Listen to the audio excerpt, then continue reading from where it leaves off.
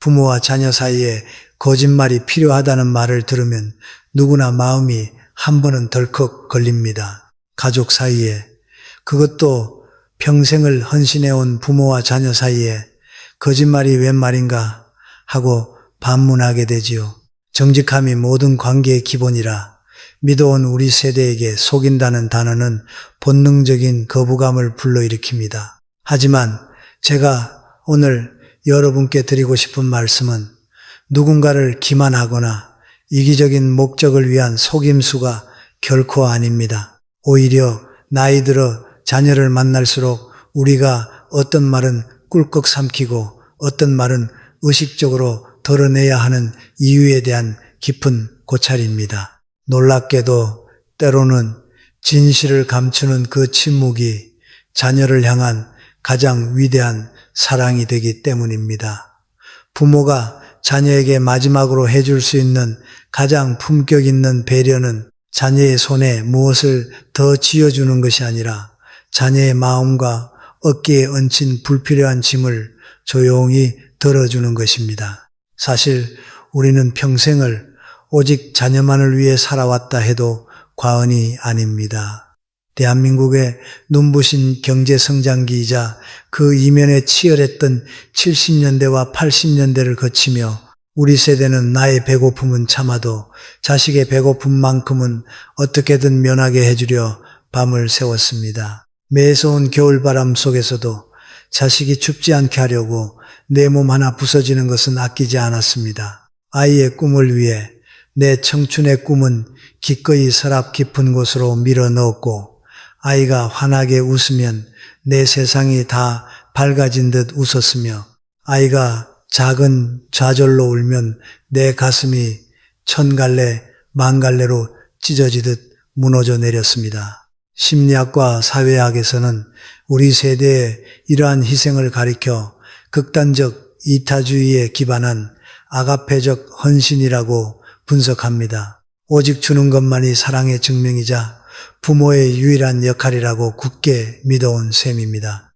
그러나 세상이 변했고 자녀들의 삶을 둘러싼 환경도 우리가 젊었던 시절과는 근본적으로 달라졌습니다. 글로벌 저성장 기조와 끝을 모르고 치솟는 주거비용, 그리고 언제 도태될지 모른다는 고용 불안 속에서 지금의 청년과 중년 세대가 겪는 압박감은 상상을 초월합니다. 최근 경제협력개발기구 OECD의 노동 및 사회정책 보고서나 여러 경제 지표를 살펴보면 현재의 30, 50대는 부모 세대보다 더 많이 배우고 더 열심히 일하지만 구조적으로 부모 세대만큼의 경제적 안정성을 확보하기 가장 어려운 낀 세대로 묘사됩니다. 이들은 사회라는 치명적인 정글에서 살아남기 위해 매일 발버둥 쳐야 하고 집에 돌아와서는 배우자와의 관계를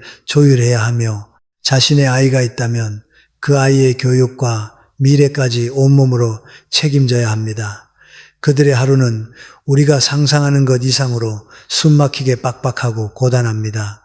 이러한 시대적, 경제적 현실 속에서 자녀가 성인이 되고 자신만의 험난한 가정을 꾸려나가고 있다면 부모의 사랑 역시 과거의 맹목적인 헌신과는 다른 모습으로 진화해야 합니다. 과거에는 내가 너를 위해 내 한 몸 희생해서 무엇을 더해줄까가 부모됨의 척도였다면 이제부터는 내가 너의 이미 벅찬 삶을 더 흔들지 않으려면 내 안에서 올라오는 어떤 감정과 말들을 참아야 할까로 전환되어야 합니다.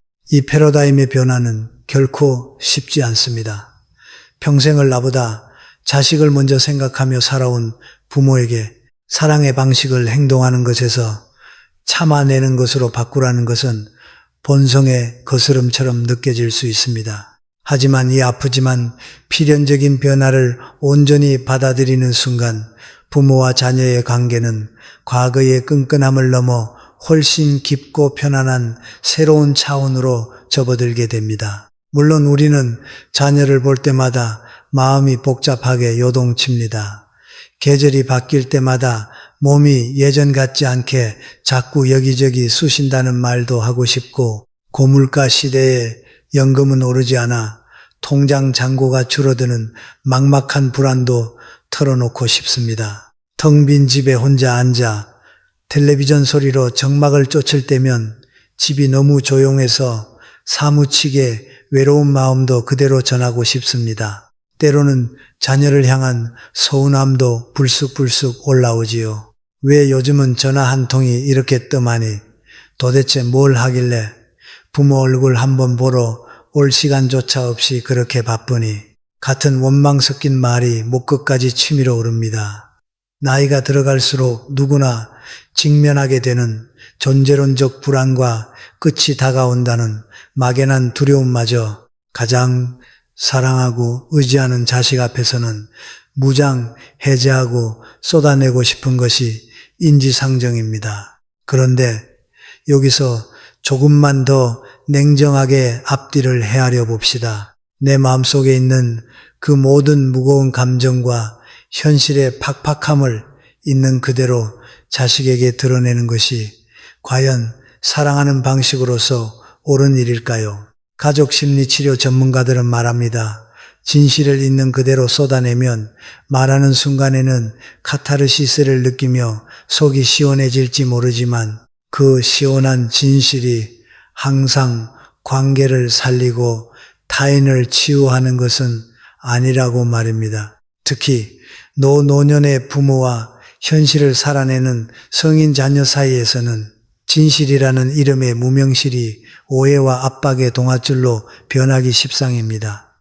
왜냐하면 자녀는 부모가 던지는 지나가는 말을 결코 단순한 안부나 일상적인 정보로 흘려듣지 못하기 때문입니다. 어린 시절부터 부모의 절대적인 보호 아래 자라난 자녀에게 부모의 쇠락과 약해진 모습은 그 자체로 거대한 심리적 지진과도 같습니다. 부모의 말 한마디 한마디는 자녀의 내리에 곧바로 무거운 책임이자 채무로 연결됩니다. 부모님이 여기저기 아프시다는 말은 곧 당장 내가 병원에 모시고 가야 한다는 압박이 되고, 경제적으로든 심리적으로든 부모님이 힘드시다는 말은 내가 모든 것을 제쳐두고 도와드려야 한다는 채무감으로 변환됩니다. 결국 부모가 무심코 솔직하게 내보인 진실 앞에서 자녀의 마음은 다 해드리지 못한다는 무거운 죄책감으로 속절없이 무너져 내리고 맙니다. 자녀는 부모를 너무나 사랑하지만 동시에 현실적으로 모든 것을 해낼 수 없는 상황적 한계 사이에서 갈기갈기 찢기는 고통을 겪게 됩니다. 마음은 당장이라도 달려가 부모 곁을 지키고 싶은데 직장과 자신의 가정이 발목을 잡아 옴짝달싹할 수 없는 그 괴로움의 무게는 자녀를 병들게 합니다. 그러다 보면 어느 순간부터 부모의 전화벨 소리가 따뜻한 위안이 아니라 또 다른 삶의 부담으로 들리기 시작합니다. 저는 인생의 황혼기에 접어든 우리가 가장 경계하고 피해야 할 비극이 바로 이 지점이라고 확신합니다.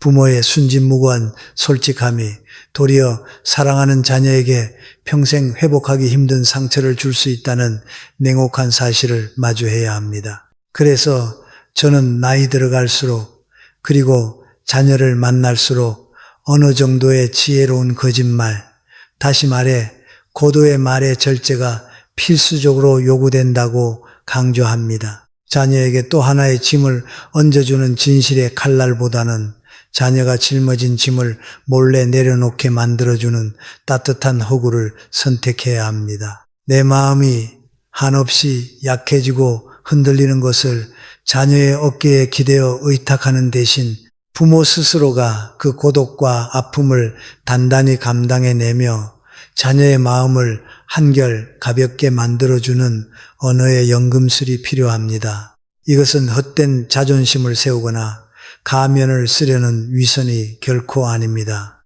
이것은 부모가 생애 마지막 순간까지 자녀의 바람막이가 되어주었던 영원한 부모라는 이름으로 남기 위한 가장 고결하고 숭고한 영혼의 태도이기 때문입니다. 그렇다면 우리가 나이 들어 자녀를 만날 때 구체적으로 어떤 사실들을 지혜롭게 속여야 할까요? 부모가 사랑하는 자녀 앞에서 가장 먼저 입을 닫아야 할, 아니 가장 엄격하게 말의 수위를 조절해야 시 첫 번째 주제는 바로 부모의 건강 상태와 자잘한 통증입니다. 물론 여기서 말하는 거짓말이 중대한 질병이나 생명이 위태로운 응급 상황 혹은 시급한 수술이 필요한 상황까지 숨기라는 뜻은 결코 아닙니다. 그것은 가족이라는 운명 공동체로서 마땅히 공유하고 함께 대처해야 할 중대한 위기이자 의무입니다. 그러나 나이가 들면서 자연스럽게 찾아오는 신체의 쇠락, 즉 오늘따라 무릎이 유난히 쑤신다거나 밤새 잠을 설쳐 머리가 무겁다거나 환절기가 되어 혈압이 오르락 내리락 한다는 식의 일상적이고 만성적인 신체의 불편함은 철저히 비밀로 붙이는 것이 이롭습니다. 나이가 들면 몸에 이곳저곳이 고장 나는 것은 계절이 변하는 것만큼이나 자연스러운 우주의 이치입니다. 어제는 허리가 아프고 오늘은 소화가 안 되며 내일은 눈이 침침해지는 것이 노년의 평범한 일상입니다. 부모의 입장에서는 그저 나이가 드니 몸이 예전 같지 않다는 가벼운 투정이자 자신을 향한 자녀의 위로 한마디를 듣고 싶은 소박한 바람에서 꺼낸 말일 수 있습니다. 하지만 이 가벼운 투정이 자녀의 귓가에 닿는 순간 그것은 더 이상 가벼운 투정이 아닙니다. 자녀의 뇌리에 꽂히는 순간 그것은 곧바로 무거운 경고음이자 억누르는 압박으로 변질됩니다. 직장에서 산더미 같은 업무와 씨름하다가 혹은 아이의 학원 픽업을 위해 숨차게 달려가다가 요즘 허리가 끊어질 듯 아프다는 부모의 전화나 메시지를 받은 자녀의 하루를 상상해 보십시오. 자녀의 마음은 순식간에 납덩이처럼 무거워집니다. 가까이 사는 자녀는 당장 주말에 시간을 내서 유명한 정형외과나 한의원에 모시고 가야 하나 라는 물리적, 시간적 압박감에 시달리게 됩니다. 반대로 타지나 외국에 멀리 떨어져 살아 당장 달려갈 수 없는 자녀라면 그 고통은 한층 더 깊어집니다. 내가 불효자라서 부모님이 저렇게 아프신데 아무것도 해드릴 수가 없다는 지독한 무력감과 죄책감이 자녀의 온 하루를 아니 며칠의 밤을 지배하게 됩니다. 중요한 프레젠테이션을 앞두고 있어도 가족과 오랜만에 즐거운 주말 외식을 하고 있어도 머릿속 한편에는 늘 아픈 부모에 대한 염려가 무겁게 깰리를 틀고 있습니다. 자녀가 하루 일과를 망치고 심리적 우울감에 시달리며 무거운 한숨을 내쉬도록 만드는 것, 이것이 부모인 우리가 진정으로 원했던 사랑의 결과입니까? 자녀가 가슴을 졸이고 자신을 자책하게 만드는 것은 사랑의 본질이 될 수 없습니다. 최근 한국보건사회연구원에서 발표한 중장년층 가족 돌봄 부담에 관한 연구를 보면 이러한 현실이 적나라하게 수치로 드러납니다. 현재 30대 후반에서 50대에 이르는 한국의 성인들은 자녀 양육비와 주거비 대출 상환이라는 엄청난 재정적 기둥을 짊어지고 있습니다. 여기에 노부모의 의료비나 간병 부담이 더해질 경우 이들이 겪는 돌봄 피로도 caregiver burden은 한계치를 넘어 심각한 우울증이나 번아웃 증후군으로 직결된다고 합니다. 문제는 부모의 노화나 체력 저하는 자녀가 아무리 돈을 쓰고 시간을 들이며 애를 쓴다고 해도 근본적으로 해결해 줄 수 없는 생리적 현상이라는 점입니다. 해결할 수 없는 문제를 지속적으로 보고받는 입장이 되면 인간은 본능적으로 극심한 스트레스를 받게 되고 나중에는 그 상황 자체를 회피하고 싶어집니다. 즉, 부모의 반복되는 건강 타령은 자녀로 하여금 무의식적으로 부모와의 연락을 피하게 만들고 결국 가족 관계의 물리적, 정서적 단절을 초래하는 가장 큰 원인이 됩니다. 그러므로 우리는 무릎이 욱신되고 어깨가 결리더라도 자녀 앞에서는 넉넉한 미소와 함께 이렇게 말씀하셔야 합니다. 애야, 나는 괜찮다. 나이 들면 이 정도는 다 있는 일이지. 내 나이치고는 아주 쌩쌩한 편이다. 걱정하지 말고 내 일이나 잘 챙겨라. 이 거짓말처럼 다정하고 단단한 한마디가 자녀의 수많은 근심을 순식간에 증발시킵니다. 우리 부모님은 아직 스스로를 돌볼 힘이 있으시구나. 아직 내가 크게 개입하지 않아도 평온하게 잘 살고 계시는구나 하는 안도감이 자녀의 어깨에 얹힌 보이지 않는 돌덩이를 굴러떨어지게 합니다. 부모의 건강하다는 선언은 자녀가 자신의 삶의 궤도를 잃지 않고 온전히 나아갈 수 있게 해주는 최고의 심리적 안전망이자 든든한 방패가 됩니다. 하지만 이 지점에서 우리가 절대 잊지 말아야 할 가장 중요하고 무서운 조건이 하나 있습니다. 부모의 이 지혜로운 거짓말이 자녀를 안심시키기 위한 훌륭한 배려로 완성되려면 그 말이 한낱 허세나 빈말로 끝나서는 안 된다는 것입니다. 자녀에게는 괜찮다며 큰 소리를 쳐놓고서 뒤돌아서서는 누워만 있거나 아무렇게나 식사를 때우며 자신의 몸을 방치한다면 그것은 지혜가 아니라 무책임한 방관입니다. 진정한 의미에서 자녀에게 짐이 되지 않기 위해서는 말로만 안심시킬 것이 아니라 실제로 우리가 우리 자신을 엄격하고도 철저하게 관리해야 합니다. 영국의 저명한 소아청소년 정신분석학자 도널드 위니코트이 제안한 충분히 좋은 부모, good enough parent라는 개념이 있습니다. 이는 완벽한 부모를 뜻하는 것이 아니라 자녀가 성장함에 따라 부모가 자녀에게 기대거나 집착하지 않고 스스로 자신의 환경을 긍정적으로 통제할 줄 아는 부모를 의미합니다. 노년에 접어든 우리에게 충분히 좋은 부모란 바로 자신의 건강을 스스로 책임지는 부모입니다. 어떻게 해야 스스로를 책임질 수 있을까요?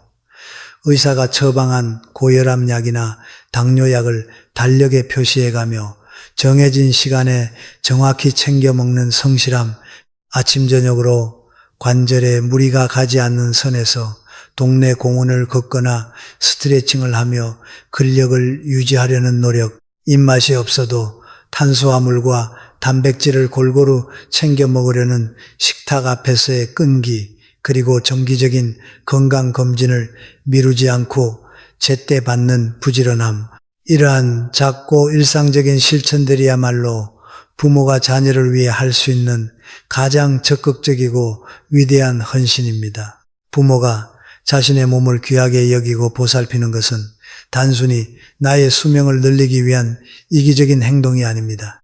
행여 훗날 내가 병석에 누워 자녀의 소중한 시간과 돈, 그리고 평화로운 일상을 빼앗게 될지도 모른다는 미안함에서 출발한 가장 숭고한 이타적 행위입니다. 결국 부모가 자녀에게 무심한 듯 던지는 나는 다 괜찮다는 말의 이면에는 자녀가 모르는 부모의 치열한 자기 관리가 숨쉬고 있어야 합니다. 보이지 않는 곳에서 땀 흘려 걷고 맛없는 약을 삼키고 건강한 생활 리듬을 유지하려 애쓰는 그 모든 고요한 투쟁 말입니다. 부모 스스로가 감당할 수 있는 아픔은 스스로의 힘으로 조용히 다스리고 넘기는 것, 그것이 노년의 품격을 결정짓습니다. 다음 장에서는 이 건강 문제 다음으로 자녀의 마음을 가장 무겁게 내리누르는 돈과 경제적 어려움에 대해 우리가 어떤 지혜로운 거짓말을 준비해야 하는지 더 깊이 들여다보겠습니다. 건강에 대한 지혜로운 참음, 즉 자녀 앞에서는 일상적인 통증을 입 밖에 내지 않아야 한다는 이 원칙을 실천하는 것은 사실 몹시 외롭고 고독한 일입니다. 살면서 가장 내 편이라고 믿어왔던 자녀에게조차 내 아픔을 털어놓지 못한다면 이 무거운 노년의 고통을 도대체 누구와 나누어야 한단 말입니까? 마음 한구석에서 섭섭함이 밀려오실 수도 있습니다. 하지만 우리가 역사 속 지혜로운 선조들의 발자취를 돌아보면 자녀를 향한 부모의 건강한 침묵이 얼마나 고결한 철학적 태도였는지 깨달을 수 있습니다. 조선 후기의 위대한 실학자이자 사상가였던 다산 정약용 선생의 삶을 들여다보겠습니다. 다산은 천주교 박해 연루 사건으로 인해 전라남도 강진에서 자그마치 18년이라는 길고 캄캄한 유배 생활을 견뎌야 했습니다. 습하고 차가운 유배지의 토방에서 그는 극심한 위장병과 관절염에 시달렸고 설상가상으로 나이가 들면서 시력마저 급격히 혼탁해지는 고통을 겪었습니다. 육체적인 고통뿐만 아니라 정치적 나락으로 떨어진 절망감까지 겹친 그야말로 생지옥과도 같은 나날들이었습니다. 그러나 그가 유배지에서 두 아들인 하경과 하규에게 보낸 수많은 편지들을 살펴보면 자신의 처절하고 쇠약해진 육체적 고통이나 질병에 대해 노골적으로 하소연하는 내용은 거의 찾아볼 수 없습니다. 오히려 다산의 편지는 엄격하고도 다정한 가르침으로 가득 차 있었습니다. 패족 페이즈로 전락해 사회적 진출이 막힌 아들들이 절망에 빠져 방황할까봐 그는 끊임없이 독서를 권하고 양게다 기르기와 같은 실용적인 학문과 노동의 가치를 설파했습니다. 두물머리 집에 매화가 피었느냐, 채소밭은 잘 가꾸고 있느냐 하며 자녀들의 일상을 다독였을 뿐 내 몸이 쑤시고 아파 죽겠다는 식의 생물학적 고통을 자녀에게 전가하지 않았습니다. 다산이 그토록 철저하게 자신의 늙음과 병듦을 감추었던 이유는 무엇일까요? 자신이 육체적 고통을 호소하는 순간 멀리 떨어진 한양에서 아무것도 할 수 없는 아들들이 겪을 극심한 절망감과 뼈에 사무치는 무력감을 누구보다 예리하게 통찰했기 때문입니다. 위대한 사상가였던 그는 육신의 고통보다 자녀의 영혼이 병드는 것을 더 두려워했던 것입니다. 다산의 이 위대한 태도는 오늘날 심리학에서 말하는 정서적 경계선, 이모셔널 바운드리의 완벽한 예시입니다. 부모가 자신의 신체적 고통을 자녀에게 쏟아내지 않는 것은 단순한 인내를 넘어 자녀의 심리적 영토를 침범하지 않으려는 치열한 노력입니다. 그렇다면 우리 역시 묵묵히 아픔을 참고 속으로만 삼켜야 할까요? 심리학자들은 결코 무조건 참기만 하라고 조언하지 않습니다. 대신 고충을 털어놓는 방향을 바꾸라고 조언합니다. 바로 수직적 공감에서 수평적 공감으로의 전환입니다. 부모와 자녀 사이처럼 세대 차이가 나고 책임감이 얽혀있는 관계에서의 하소연을 수직적 하소연이라고 합니다. 앞서 말씀드린 대로 수직적 하소연은 듣는 이에게 반드시 책임감과 죄책감이라는 독소를 남깁니다. 반면 나와 같은 나이, 나와 비슷한 처지에 있는 친구나 동년배, 이웃에게 털어놓는 하소연을 수평적 하소연이라고 부릅니다. 이 수평적 구조에서는 기적 같은 일이 일어납니다. 어제는 무릎이 아파 잠을 한숨도 못 잤어 라고 친구에게 말하면 친구는 죄책감을 느끼는 대신 깊은 공감을 돌려줍니다. 맞아, 나도 비 오는 날이면 허리가 욱신거려서 죽겠어. 나이가 원수지. 이처럼 수평적 관계에서는 고통이 무거운 책임으로 변질되지 않고 나만 늙고 아픈 것이 아니구나 라는 보편적 위안과 카타르시스로 승화됩니다. 노년의 우울증을 연구하는 학자들은 노년기에 가장 훌륭한 신경 안정제는 값비싼 약이 아니라 서로의 관절염과 불면증을 흉보며 낄낄거릴 수 있는 동년배 친구들이라고 입을 모읍니다. 따라서 현명한 부모는 자녀의 귀를 붙잡고 신세 한탄을 하는 대신 동네 복지관이나 노인정 혹은 취미 교실로 나가 새로운 수평적 네트워크를 구축하는데 에너지를 쏟아야 합니다. 젊은 시절 직장과 자녀 양육에 치여 돌보지 못했던 나의 사회적 관계망을 다시금 튼튼하게 엮어내는 일. 그것이 노년의 최우선 과제입니다. 일주일에 한 번이라도 함께 모여 점심을 먹고 차를 마시며 자식 자랑 대신 늙어가는 몸에 대한 시시콜콜한 이야기를 나눌 수 있는 친구가 단 한 명이라도 곁에 있다면 우리의 노후는 결코 비참하지 않습니다. 부모가 밖에서 동년배들과 즐겁게 교류하며 건강한 수평적 공감을 나누고 있다는 사실만큼 자녀의 마음을 든든하게 해주는 것은 없습니다. 다시 한번 기억해 주십시오. 자녀의 전화기 너머로 아이고 삭신이 쑤신다. 요즘 입맛도 없구나 라는 말을 무심코 던지려 할 때 목구멍까지 차오른 그 말을 삼키고 한번 깊게 호흡해 보십시오. 그리고 그 방향을 틀어 오랜 친구에게 전화를 걸어 보십시오. 다산 정약용이 매서운 강진의 겨울바람 속에서도 자신의 아픔을 홀로 삼키며 아들들의 삶을 지켜주었듯 우리의 이 다정한 침묵과 현명한 시선 돌리기가 우리 자녀들의 가정을 평온하게 지키는 성벽이 될 것입니다. 부모가 자신의 몸과 마음을 스스로의 세계 안에서 다스릴 줄 안다는 것, 그것은 노년기만이 도달할 수 있는 가장 우아하고도 강력한 생애 지혜입니다. 건강의 문제만큼이나, 아니 어쩌면 그 이상으로 현실적이고 차갑게 자녀의 목 조르는 또 하나의 무거운 침묵이 있습니다. 부모가 나이 들어 자녀를 만날 때 반드시 지혜롭게 소개해야 할 두 번째, 그것은 바로 돈과 관련된 경제적 결핍입니다. 우리는 자본주의라는 냉혹한 시스템 속에서 살아가고 있으며 나이가 들어 일을 할 수 없게 되고 고정적인 수입원이 끊긴 상태에서 통장 잔고가 줄어드는 것을 바라보는 일은 존재의 근간을 흔드는 거대한 공포입니다. 물가는 자고 일어나면 무섭게 치솟고 예상치 못한 병원비나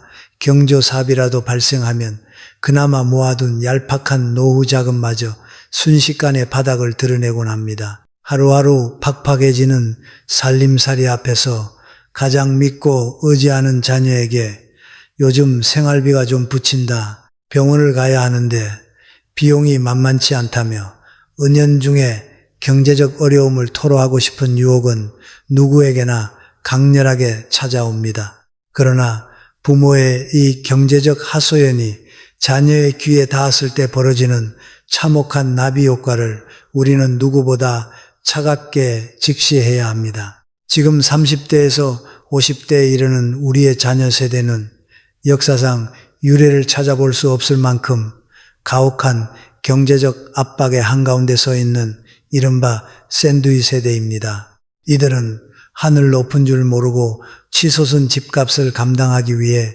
엄청난 액수의 주택담보대출을 짊어지고 있으며 매달 월급의 절반 이상을 이자와 원금을 갚는 데 쏟아붓고 있습니다. 거기에 더해 자신들의 자녀, 즉 우리의 손주들을 키우고 교육하는 데 들어가는 막대한 사교육비와 생활비는 그들의 허리를 문자 그대로 끊어질 듯 휘게 만듭니다. 게다가 최근에 심각한 청년 취업난으로 인해 자녀들이 성인이 되어서도 부모에게 경제적으로 의존하는 갱고르족 현상이 심화되면서 지금의 중장년층 자녀들은 자신들의 자녀가 40대가 넘도록 부양의 끈을 놓지 못하는 이중고를 겪고 있습니다. 요컨대 우리 자녀들의 가계부는 매달 살얼음판을 걷듯 아슬아슬하게 적자를 면하며 유지되고 있는 것이 냉혹한 현실입니다. 이런 자녀에게 부모가 생활비나 병원비의 부족함을 넌지시 흘리는 것은 위태로운 빗속을 걷고 있는 자녀의 등에 무거운 바위를 하나 더 얹는 자 다르지 않습니다. 부모의 경제적 공공을 알게 된 자녀는 지독한 딜레마에 빠집니다. 어떻게든 부모님을 도와드리고 싶은 마음과 그럴 수 없는 자신의 얄팍한 지갑 사이에서 매일 밤 잠을 이루지 못할 만큼의 죄책감을 느낍니다. 부모를 돕기 위해 무리하게 마이너스 통장을 만들거나 대출을 받게 되면 그것은 곧 자녀의 부부 관계에 치명적인 불화의 씨앗이 됩니다. 며느리나 사위의 입장에서는 뻔히 들여다보이는 빠듯한 살림 속에서 시부모나 장인장모에게 지속적으로 큰 돈이 들어가는 상황을 무작정 기쁘게 받아들일 수만은 없기 때문입니다. 부모의 솔직한 하소연 한 번이 자녀의 가정에 아슬아슬한 금을 가게 만들고 부부싸움의 도화선이 되는 비극은 우리 주변에서 너무나도 흔하게 일어납니다. 이런 상황이 반복되면 어떤 일이 벌어질까요? 효도와 부양은 더 이상 마음에서 우러나오는 자발적인 사랑이 아니라 자녀의 가정을 위협하는 세금이나 형벌처럼 느껴지기 시작합니다. 경제적 압력이 한계치를 넘어서면 슬프게도 자녀는 자신의 가정을 지키기 위해 결국 부모와의 거리를 두는 길을 선택하게 됩니다. 부모에게 걸려오는 전화를 받는 것이 두려워지고 명절이나 생신이 다가오면 반가움보다는 이번엔 또 돈이 얼마나 깨질까 하는 무거운 계산이 앞서게 됩니다. 진실을 말했다는 이유로 가장 소중한 자녀의 가정을 흔들고 자녀와의 정서적 끈마저 끊어져 버리는 비참한 결말을 맞이하게 되는 것입니다. 그렇기에 우리는 경제적인 문제 앞에서만큼은 그 어떤 명배우보다 더 완벽하게 자녀를 속여야 합니다. 통장 잔고가 바닥을 보이고 마트에 가서 반찬거리 하나를 집어들 때마다 손이 떨리더라도 자녀의 안부 전화에는 이렇게 대답해야 멋진 부모입니다. 우리 쓸 돈은 아직 충분하단다. 연금 나오는 걸로 그럭저럭 잘 살고 있으니 내 돈 걱정은 추워도 하지 마라.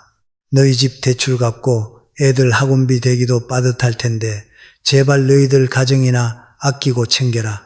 이 단단한 거짓말 한마디가 자녀의 숨통을 틔워줍니다. 부모님이 스스로 경제적인 삶을 잘 꾸려나가고 계신다는 안도감은 자녀가 자신의 삶에 온전히 집중하고 자신의 무거운 짐을 견뎌낼 수 있는 엄청난 심리적 동력이 됩니다. 하지만 이 지혜로운 거짓말 역시 단순히 입 밖으로 내뱉는 데서 끝나서는 안 됩니다. 부모가 자녀에게 경제적 부담을 지우지 않겠다고 선언했다면 우리의 삶과 씀씀이 자체를 그 선언에 맞게 근본적으로 재조정하는 용기가 필요합니다. 젊은 시절에 화려했던 생활 수준이나 체면을 고집하는 것은 무능한 아집일 뿐입니다. 소용이 없어진 큰 집이 있다면 과감히 처분하여 작고 실용적인 평수로 줄이고 불필요한 차를 없애며 소비의 규모를 내 수입에 맞게 완전히 축소하는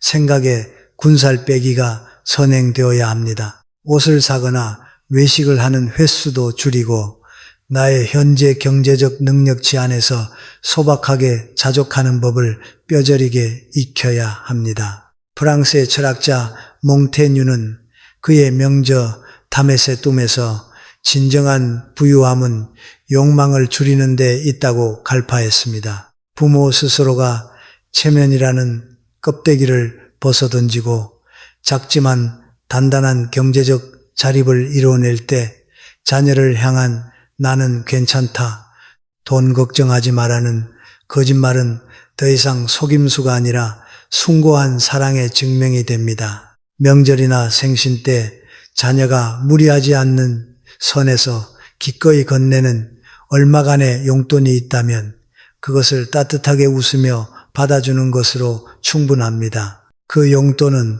부족한 생활비를 메워야 하는 절박한 동아줄이 아니라 부모와 자녀 사이의 정을 확인하는 향기로운 꽃 한 송이여야 합니다. 부모의 진정성 있는 자립과 지혜로운 침묵, 바로 그것이 눈부시게 자란 내 아이가 험난한 세상의 파도를 무사히 넘어갈 수 있도록 지켜주는 마지막 울타리가 아닐까요? 앞서 말씀드린 경제적인 어려움을 감추는 지혜로운 거짓말을 실천하기란 말처럼 쉽지 않습니다. 평생 가족을 위해 뼈 빠지게 일하며 자신의 노후를 준비할 여력조차 없었던 우리 세대에게 막상 수입이 끊기고 잔고가 줄어드는 현실은 뼛속까지 시린 두려움일 수밖에 없습니다. 하지만 그럼에도 불구하고 자녀 앞에서는 내 돈 걱정은 하지 마라, 충분하다 라고 단호하게 말해야 하는 이유를 삶의 철학적 관점에서 조금 더 깊이 들여다보겠습니다. 이 대목에서 우리는 대한민국 고유의 선비 정신, 그 중에서도 가장 으뜸으로 꼽히는 안빈낙도, 안빈락다의 지혜를 다시 한번 꺼내어 음미해 볼 필요가 있습니다. 안빈낙도란 그저 가난을 참고 견딘다는 수동적인 의미가 아닙니다. 물리적인 결핍이나 가난에 마음이 휘둘리지 않고 그 안에서 오히려 정신적인 평온과 삶의 진정한 도달을 찾아 즐긴다는 대단히 주체적이고 고차원적인 삶의 태도입니다. 퇴계 이황이나 율곡, 이 같은 조선의 위대한 학자들은 벼슬을 내려놓고 고향으로 돌아갔을 때 초가삼간에 머물며 거친 밥을 먹으면서도 결코 자신의 가난을 부끄러워하거나 누군가에게 의존하려 하지 않았습니다. 그들은 물질의 크기가 자신의 인격이나 삶의 가치를 결정하지 못한다는 것을 명확히 알고 있었기 때문입니다. 노년의 경제적 자립도 이와 같습니다. 통장 잔고가 수십억 원이어야만 자녀에게 나는 괜찮다고 말할 수 있는 것이 아닙니다. 현재 나에게 주어진 작고 제한된 예산 안에서도 충분히 만족하며 살아가는 법, 즉 나만의 현대판 안빈낙도를 실천하는 부모의 뒷모습이야말로 자녀에게 물려줄 수 있는 가장 위대한 정신적 유산입니다. 소비의 규모를 줄이는 과정은 결코 궁상맞거나 비참한 것이 아닙니다. 그것은 남의 시선을 의식하던 거추장스러운 허울을 벗어던지고 내 삶의 진짜 알맹이를 찾아가는 존엄의 회복 과정입니다. 실제로 미국의 노인 심리학자 에릭 에릭슨은 인간의 발달 단계를 8단계로 나누면서 노년기의 가장 중요한 과업을 자아 통합, 에고 인테그리티라고 불렀습니다. 자아 통합이란 지난 삶을 후회 없이 긍정하고 현재의 상황, 그것이 설령 경제적인 축소일지라도를 평온하게 수용하는 상태를 말합니다. 반대로 이 과업에 실패하면 끊임없이 과거의 영광에 집착하고 현재를 한탄하며 주위 사람들을 원망하게 되는데 에릭슨은 이를 절망 디스페리라고 칭했습니다. 우리가 자녀에게 요즘 돈이 모자라서 살기 힘들다고 끊임없이 한탄하는 것은 결국 노년의 과업인 수용에 실패하고 절망의 단계에 머물러 있음을 자인하는 것과 다름없습니다. 그렇다면 구체적으로 어떻게 해야 경제적 안빈낙도를 실천하면서 자녀 앞에서는 당당한 자립의 거짓말을 할 수 있을까요? 그 첫걸음은 내 삶의 모든 지출 구조를 제로베이스에서 다시 설계하는 것입니다. 젊은 시절 직장 생활을 할 때 유지했던 소비 패턴의 관성에서 단호하게 벗어나야 합니다. 은퇴 전문가들은 노년기 경제관리의 핵심을 자산 키우기가 아니라 현금 흐름 맞추기라고 조언합니다.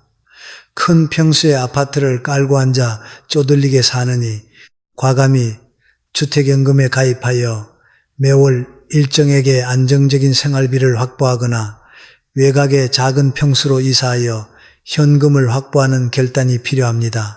낡은 체면 때문에 타던 중형차를 고집하기보다 대중교통의 혜택을 누리는 무소유의 홀가분함을 선택해야 합니다. 자녀의 눈에 비치는 부모의 모습이 바로 이럴 때 비로소 자녀는 부모로부터 진정한 해방감을 느낍니다. 부모가 비싼 옷을 입고 고급 레스토랑에서 식사하는 모습을 볼 때 자녀가 존경심을 느끼는 것이 아닙니다. 검소한 옷차림에 소박한 밥상 앞에서도 남을 탓하거나 현실을 불평하지 않으며 햇살 한 줌과 책 한 권에 깊이 감사하며 평온하고 우아하게 미소 짓는 부모를 볼 때 자녀는 비로소 우리 부모님은 진짜 어른이시구나 하는 무한한 존경과 위안을 받게 됩니다.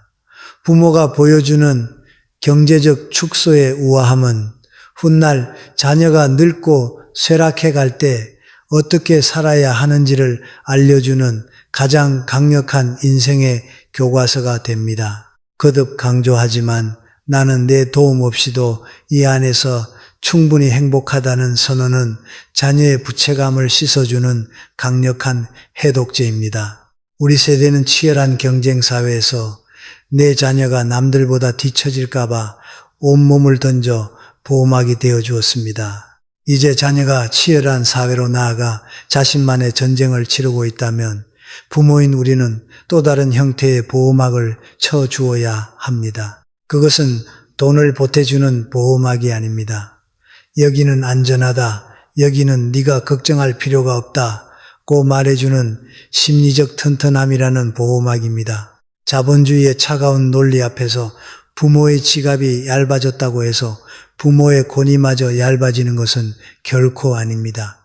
권위는 돈에서 나오는 것이 아니라 자신의 한계를 품위 있게 수용하고 타인 그것이 비록 자식일지라도에게 함부로 짐을 떠넘기지 않으려는 고결한 책임감에서 비로소 완성됩니다. 부족하면 부족한 대로 나물 먹고 물 마시는 삶 속에서도 하늘을 우러러 웃을 수 있는 여유가 있다면 우리는 가장 부유한 노년을 걷고 있는 것입니다. 지금까지 우리는 자녀 앞에서 첫 번째로 감추어야 할 육체의 아픔과 건강 문제, 그리고 두 번째로 침묵해야 할 지갑의 얄팍함과 경제적 두려움에 대해 깊이 나누었습니다. 이 두 가지가 눈에 보이고 손에 잡히는 현실의 무게라면 다음 장부터 이야기할 세 가지는 보이지 않는 마음의 댐에 관한 것입니다. 나이가 들수록 어두운 그림자처럼 우리 등 뒤를 바짝 따라붙는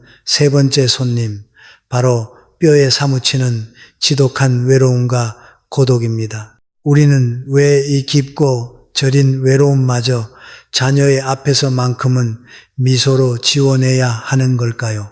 부모가 홀로 감당해낸 고독이 어떻게 자녀의 마음속에 평화의 꽃으로 피어나는지 다음 장에서 그 숨겨진 진실을 하나씩 풀어나가 보겠습니다. 나이가 들면서 건강과 재산이 줄어드는 것 못지않게 우리의 영혼을 갉아먹는 무서운 적이 있습니다. 바로 부모가 자녀 앞에서 가장 철저하게 미소로 포장하고 숨겨야 할 세 번째 거짓말, 외로움입니다. 자녀들이 모두 성장하여 품을 떠나고 이른바 빈둥지 증후군, emptiness 신드롬을 겪어본 분들이라면 어느 날 문득 커다란 거실 한가운데 덩그러니 홀로 남아 텔레비전 화면만 멍하니 바라보고 있을 때 밀려오던 그 거대한 적막감을 생생하게 기억하실 것입니다. 배우자를 먼저 떠나보내고 홀로 남겨진 경우라면 그 적막감의 크기는 우주만큼이나 깊고 서늘합니다. 하루 종일 전화 한 통 울리지 않는 집에서 누군가의 목소리가 너무나도 그리워 무작정 자녀의 번호를 누르고 집이 너무 외롭다. 주말에 얼굴 좀 보러 오면 안 되겠니? 하고 투정처럼 매달리고 싶은 마음은 늙어가는 인간의 지극히 당연하고도 처절한 본능입니다. 그러나 우리가 아무리 뼈에 사무치게 외롭더라도 그 외로움을 해소할 유일한 탈출구로 자녀를 지목하는 순간 관계의 비극은 다시금 잔인하게 시작됩니다. 앞서 말씀드린 건강이나 돈 문제와 마찬가지로 부모의 외로움 역시 자녀의 등에 얹히는 또 다른 형태의 무거운 십자가가 되기 때문입니다. 주말이 되어 모처럼 소파에 지친 몸을 누이고 쉬려던 자녀는 부모가 텅 빈 집에서 혼자 우울하게 기다리고 있다는 생각에 마음이 천근만근 무거워집니다. 평일 내내 직장 상사에게 시달리고 거래처에 치이며 이미 방전되어 버린 체력이지만 내가 안 가면 부모님이 얼마나 외로우실까 하는 죄책감에 억지로 무거운 몸을 이끌고 부모의 집으로 향하게 됩니다. 그렇게 의무감과 죄책감에 떠밀려온 자녀의 발걸음이 과연 가볍고 즐거울 리 만무합니다.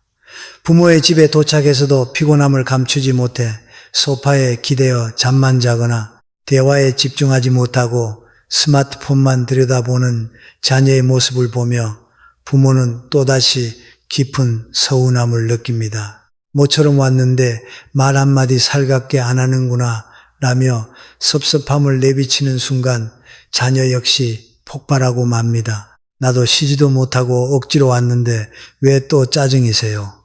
부모의 외로움을 달래기 위해 시작된 만남이 서로에게 생채기만 잔뜩 남긴 채 끝나는 이 씁쓸한 풍경.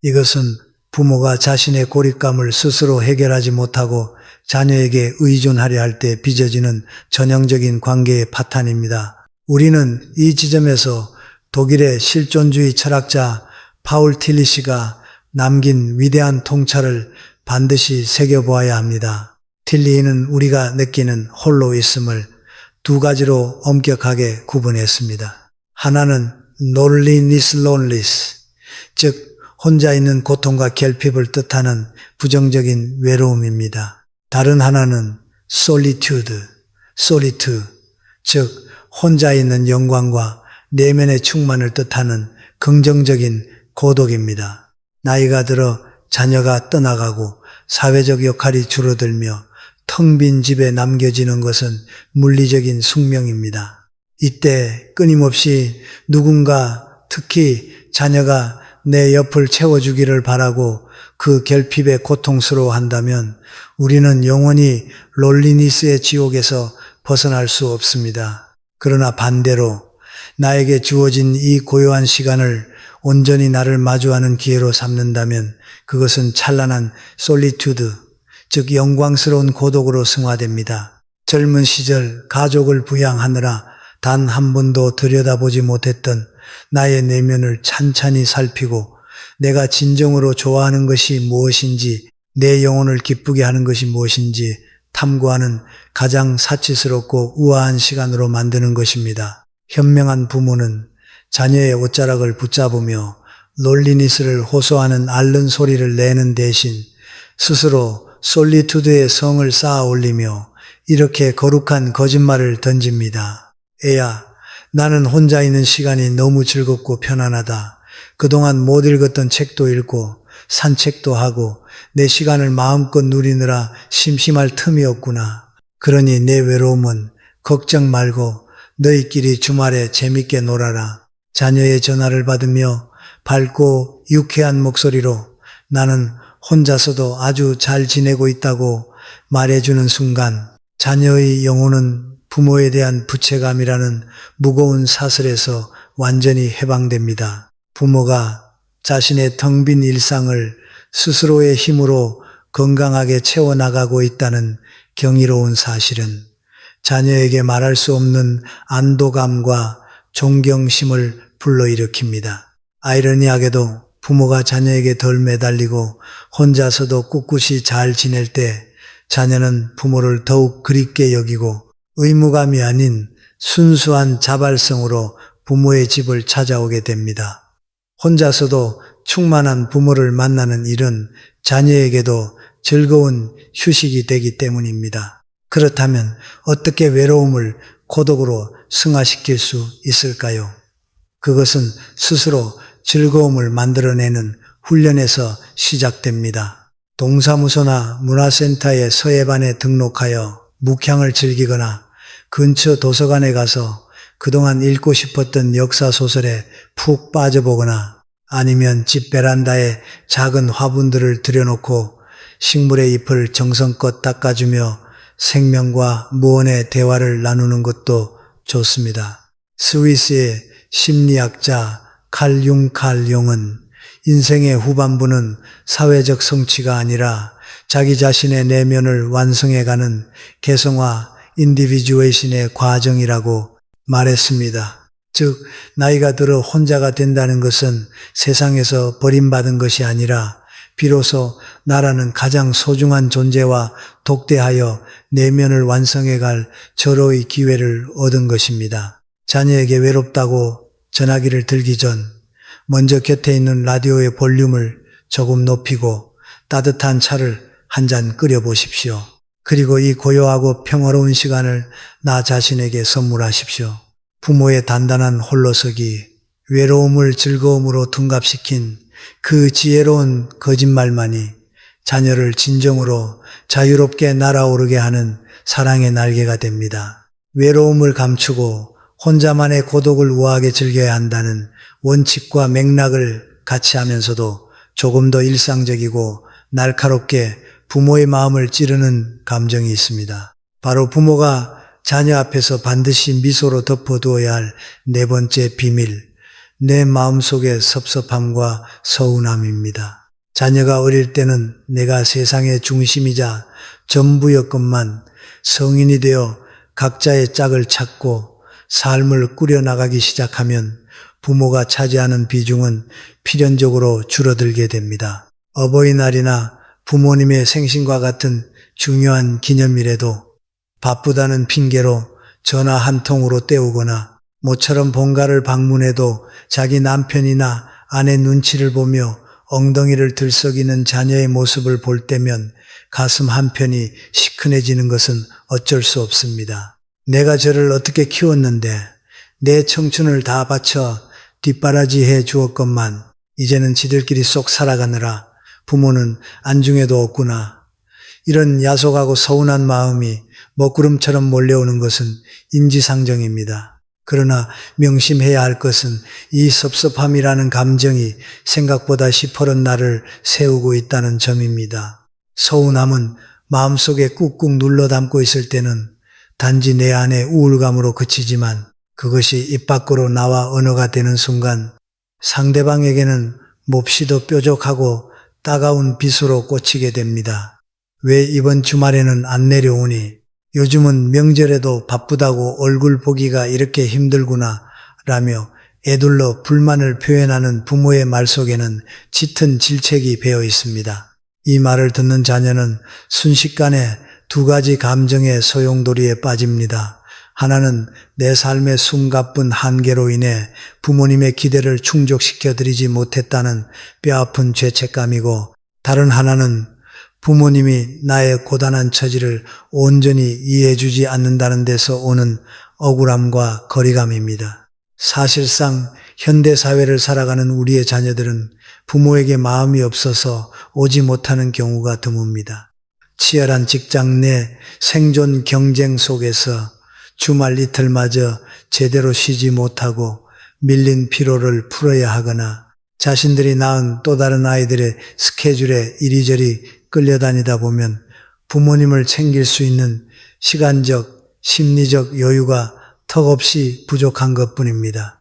이런 자녀에게 서운함을 쏟아내는 것은 벼랑 끝에 매달려 헉헉대는 사람에게 왜 더 힘차게 올라오지 못하냐고 채찍질하는 것과 같습니다. 심리학자 알프레드 애들러는 관계에서 발생하는 거의 모든 불행의 원인을 과제의 분리, separation of tasks가 실패한 데서 찾습니다. 나에게 서운함이 드는 것은 부모인 나의 과제이고 자신의 바쁜 일상을 꾸려가며 부모를 방문할 횟수를 결정하는 것은 자녀의 과제입니다. 자녀가 타당한 이유로 부모를 챙기지 못할 때 그것을 내 인생에 대한 배신으로 받아들이며 자녀의 바운더리를 침범하는 것이야말로 과제의 분리를 무시한 미성숙한 태도입니다. 그러기에 우리는 서운함이 차오를 때마다 그것을 결코 얼굴이나 말투에 드러내지 않고 철저히 속여야 합니다. 오히려 자녀가 미안한 기색을 보이며 어머니, 이번 명절에는 일이 겹쳐서 못 내려갈 것 같아요 라고 조심스럽게 말할 때 세상에서 가장 쿨하고 멋진 목소리로 이렇게 말씀하셔야 합니다. 아이고, 잘됐다. 안 그래도 이번 명절엔 나도 복잡하게 상 차리기 싫어서 친구들이랑 가까운 온천이나 다녀오려던 참이었다. 너희도 바쁜데 거기서 푹 쉬고 나중에 한가할 때나 얼굴 보자꾸나. 부모의 이 대범하고도 호탕한 거짓말이 자녀의 어깨를 짓누르던 바위 같은 부담감을 단숨에 박살내버립니다. 우리 부모님은 내 빈자리 때문에 눈물 짓고 계시는 게 아니라 스스로의 즐거운 계획이 있으시구나. 자녀는 안도감에 한숨을 내쉬며 부모의 배려의 속으로 깊은 감사를 느끼게 됩니다. 부모의 섭섭함은 흔히 보상 심리에서 기인합니다. 내가 이만큼 주었으니 너도 나에게 이만큼은 돌려주어야 한다는 무의식적인 계산법입니다.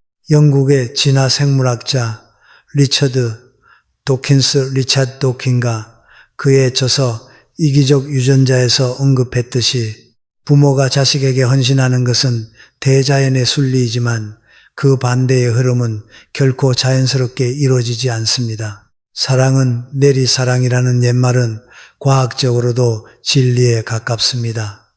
내가 자녀를 온 마음 다해 키우고 사랑한 것은 내 선택이자 내 생의 찬란한 기쁨이었습니다. 자녀는 존재 자체로 이미 갓난아기 시절 방긋 웃어준 것만으로 아장아장 걸으며 내 품에 안겨 체온을 나눠준 것만으로 나에게 평생 치빚을 넘치게 다 갚았습니다. 자녀는 부모의 노후를 달래주기 위해 태어난 애완동물이 아니라 자신만의 하늘을 날아야 하는 독립적인 한 마리 새입니다. 자녀가 자주 찾아오지 않아 서운하다는 것은 내 삶의 무게 중심이 여전히 지나치게 자녀에게 쏠려 있다는 붉은색 경고등입니다. 그 경고등이 켜질 때 부모는 자녀에게 원망의 전화를 걸 것이 아니라 방향을 돌려 나의 일상 속으로 깊숙이 들어가야 합니다. 자녀의 연락을 가만히 기다리는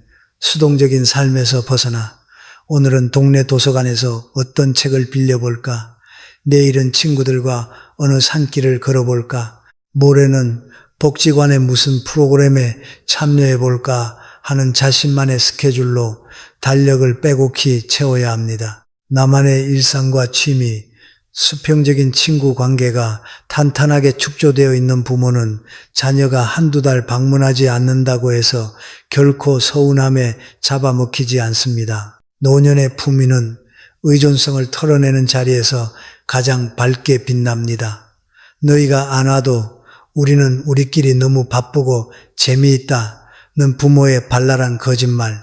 그것은 자녀를 멀리하려는 차가운 밀어냄이 아니라 자녀가 부모라는 채무의 사슬에서 벗어나 자기 인생의 주인공으로 온전히 살아갈 수 있도록 베푸는 부모의 마지막 관용입니다. 이렇게 부모가 서운함을 삼키고 독립적으로 우뚝 설 때 거짓말처럼 부모와 자식 사이에 껄끄러웠던 긴장감이 사라집니다. 강요와 의무가 사라진 빈자리에는 보고 싶을 때 언제든 편하고 다정하게 찾아올 수 있는 진짜 애정이 싹트기 시작합니다. 부모의 깊은 속내와 현명한 침묵이 자녀의 발걸음을 결국 부모의 곁으로 부드럽게 이끄는 가장 따뜻한 초대장이 되는 것입니다. 우리가 자녀 앞에서 감추어야 할 거짓말 중에서 가장 무겁고 어쩌면 인간의 가장 본성적인 두려움과 맞닿아 있는 마지막 5번째 주제가 남았습니다. 그것은 바로 노화로 인한 중병의 공포와 끝내 다가올 죽음, 그리고 그 과정에서 겪게 될 간병에 대한 솔직한 두려움입니다. 나이가 70, 80을 넘어가고 주변의 지인들이 하나둘 병상에 눕거나 세상을 떠나는 소식을 접할 때마다 우리 내면에는 존재론적인 거대한 공포가 소리 없이 밀려옵니다. 나도 언젠가 저렇게 내 손으로 대소변을 가리지 못하고 병상에 누워 끔찍한 고통 속에서 연명하게 되면 어쩌나. 치매에 걸려 사랑하는 자식들의 얼굴조차 알아보지 못하고 가족들을 괴롭히게 되면 어떡하나. 이런 짙은 어둠 같은 생각들이 밤눈을 뜨게 만들 때가 한두 번이 아닐 것입니다. 이토록 거대한 두려움 앞에서 인간은 본능적으로 누군가에게 매달리고 싶어집니다. 그리고 그 누군가는 당연히 세상에서 가장 믿고 사랑하는 피부치, 즉 자녀일 수밖에 없습니다. 그래서 많은 부모들이 자녀 얼굴을 볼 때마다 무심코 그러나 절박한 마음을 담아 이렇게 하소연하곤 합니다. 애야, 내가 나중에 큰 병에 걸려서 똥오줌을 못 가리게 되더라도 절대 냄새나는 요양원에는 보내지 마라. 내 집에서 죽고 싶다. 네가 내 곁을 지켜다오. 조금 더 완곡한 표현이라 하더라도 나는 늙어서 기계에 의존해 목숨을 연장하고 싶지 않으니 나중에 내가 쓰러지면 너희들이 책임지고 나를 편하게 보내다오라며 생사의 중대한 결정을 자녀의 손에 얹어버리는 경우가 부지기수입니다. 부모의 입장에서는 그저 죽음이라는 거대한 미지의 공포 앞에서 위로를 받고 싶고 버림받지 않을 거라는 확신을 얻고 싶어 건넨 말일 뿐입니다. 하지만 이 절대 요양원에 보내지 마라는 솔직한 부탁이 자녀의 인생에 얼마나 잔혹한 형벌로 작용하는지 우리는 피눈물을 흘려서라도 냉정하게 직시해야 합니다. 세계적인 외과 의사이자 베스트셀러 어떻게 죽을 것인가 Being Mortal의 저자 아툴 가완디는 현대 의학 시스템 아래에서 병든 노인을 집에서 모신다는 것은 이학적, 신체적, 불가능에 가까운 형벌이라고 단언했습니다. 과거 대가족 제도 시절에는 집안에 사람이 많아 고통을 분담할 수 있었고 의학이 발달하지 않아 알아누운 기간 자체가 매우 짧았습니다. 그러나 100세 시대인 요즘은 어떤 중병에 걸리든 수년, 길게는 십수년을 병상에 누운 채 생존해야 합니다. 부모의 끝까지 나를 집에서 책임져 달라는 말 한마디 때문에 자녀는 상상도 못할 생지옥을 경험하게 됩니다. 맞벌이로 근근히 버티는 자녀가 병든 부모를 24시간 간병하려면 누군가 한 명은 직장을 그만두어야 합니다. 직장을 그만두면 당장 소득이 끊기고 자녀들의 교육비와 대출 이자가 연체되기 시작합니다. 하루 종일 욕창을 방지하려 부모의 무거운 몸을 뒤집고 치우다 보면 간병하는 자녀의 허리와 어깨마저 망가져 버립니다. 육체적 고통보다 더 무서운 것은 정신적 피폐함입니다.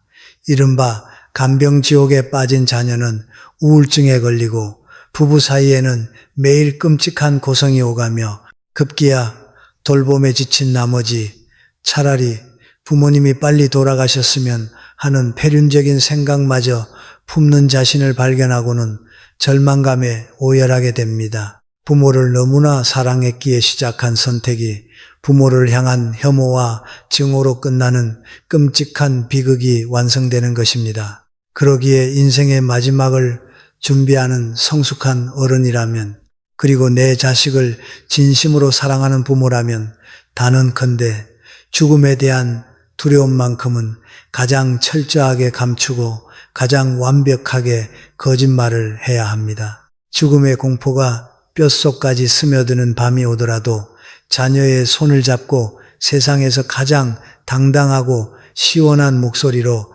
이렇게 선언해 주십시오. 애야, 나는 살 만큼 살았고 너희들이 잘 커준 것만으로도 너무나 행복한 인생이었다. 그러니 혹시라도 나중에 내가 늙고 병들어 내 몸을 스스로 가누지 못하게 되거든 추호에 망설임도 없이 나를 가장 시설 좋고 전문적인 요양원으로 모셔라. 거기 가면 내 또래 친구들도 많고 간호사들이 전문적으로 돌봐줘서 내 집보다 훨씬 편할 거다. 나 불편한 거 못 견디는 거 알지? 너희들이 힘들게 간병하는 거 나는 죽기보다 싫으니까 내 병수발 될 생각은 꿈에도 하지 마라. 그게 너희들이 나에게 해줄 수 있는 최고의 효도다. 이 위대한 선언은 자녀의 영혼을 구원하는 면죄부와도 같습니다. 스위스 출신의 정신과 의사 엘리자베트 퀴블러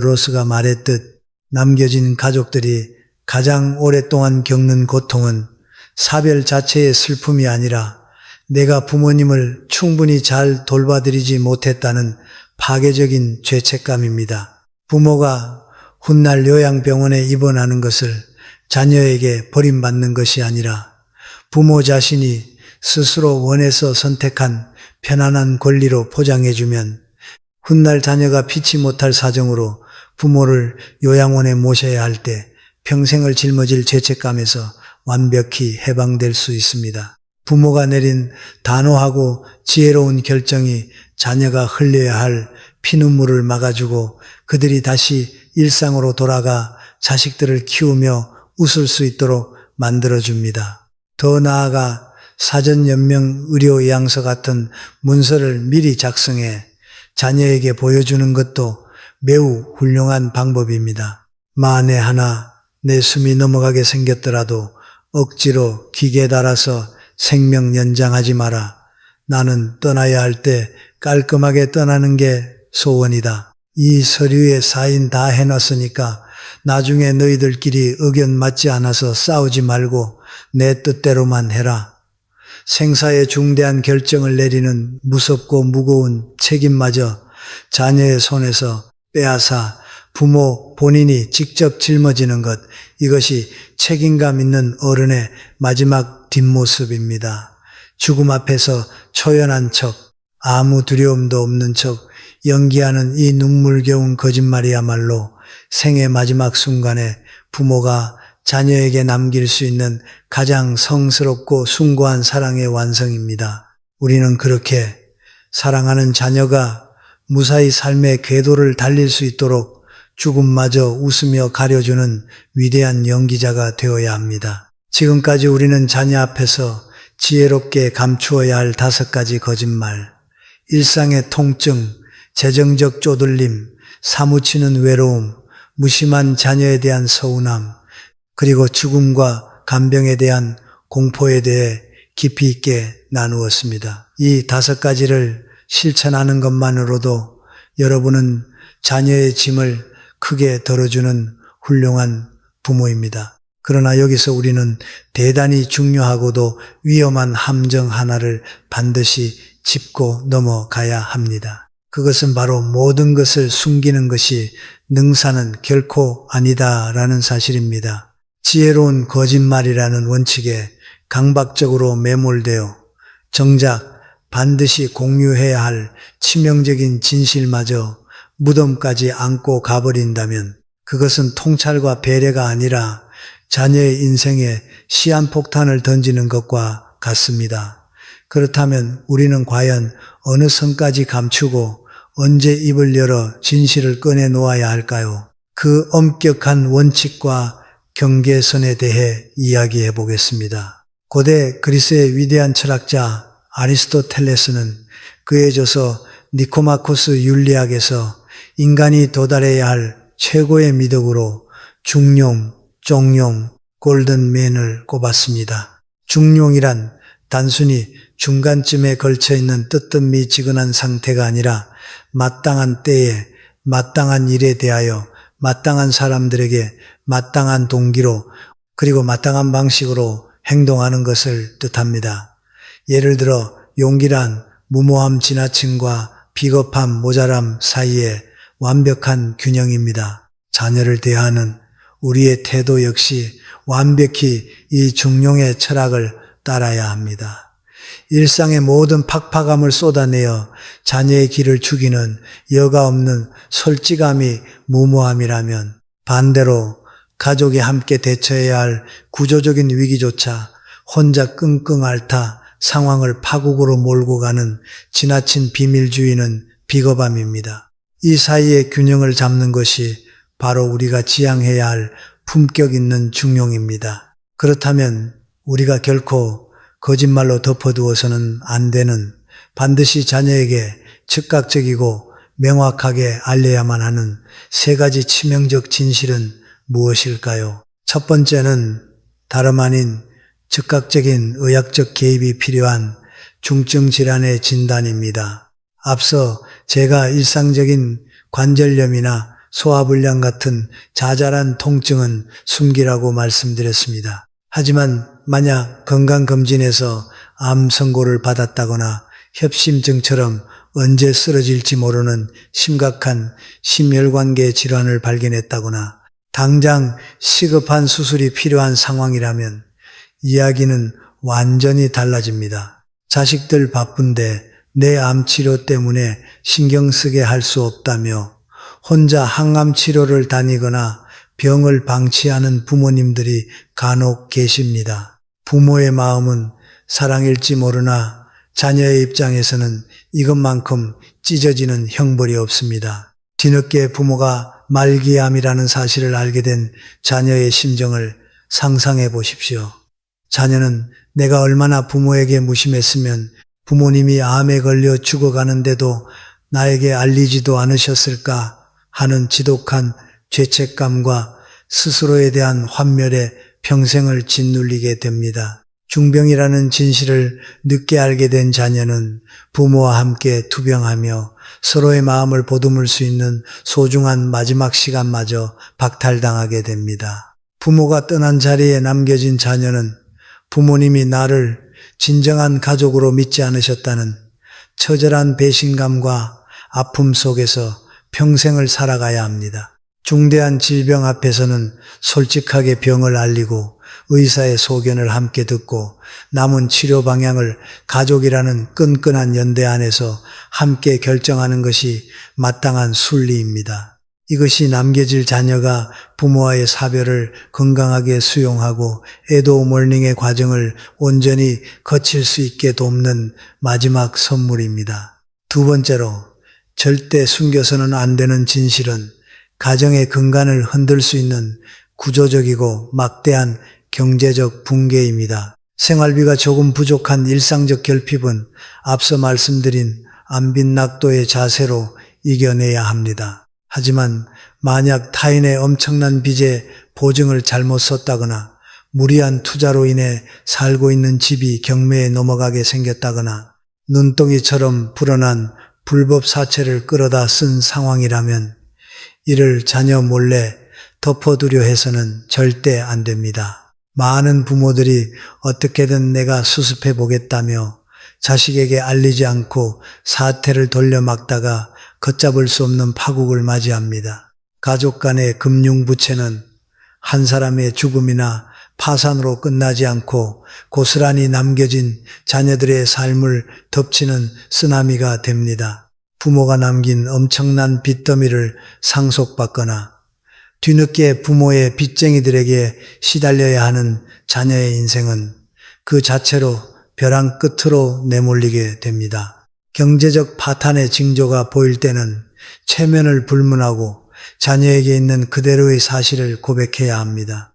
이와 터진 상처를 가족이 함께 들여다보고 파산 면책이나 개인 회생과 같은 합법적이고 이성적인 해결책을 자녀의 젊은 판단력에 의지하여 함께 찾아야 합니다. 부끄러움을 무릅쓰고 진실을 고백하는 부모의 용기가 자녀의 남은 인생마저 빚의 굴레로 떨어지는 것을 막을 수 있는 유일한 방파제입니다. 세 번째로, 가장 두렵고 서글프지만 결단코 공유해야 할 진실은 바로 나의 인지 능력에 이상이 생겼음을 처음 감지했을 때입니다. 어느 날부터인가 자주 다니던 길이 헷갈리고 방금 했던 행동이나 물건을 둔 자리가 하얗게 지워지는 빈도가 늘어간다면 우리는 본능적으로 치매의 공포를 느끼게 됩니다. 많은 분들이 이 끔찍한 질병을 인정하기 싫어서 혹은 자식들에게 부담을 주기 싫어서 혼자 쉬쉬하며 기억의 소실을 감추려 합니다. 그러나 치매나 알츠하이머의 초기 증상을 숨기는 것은 가족 전체를 불행의 수렁으로 밀어넣는 가장 위험한 침묵입니다.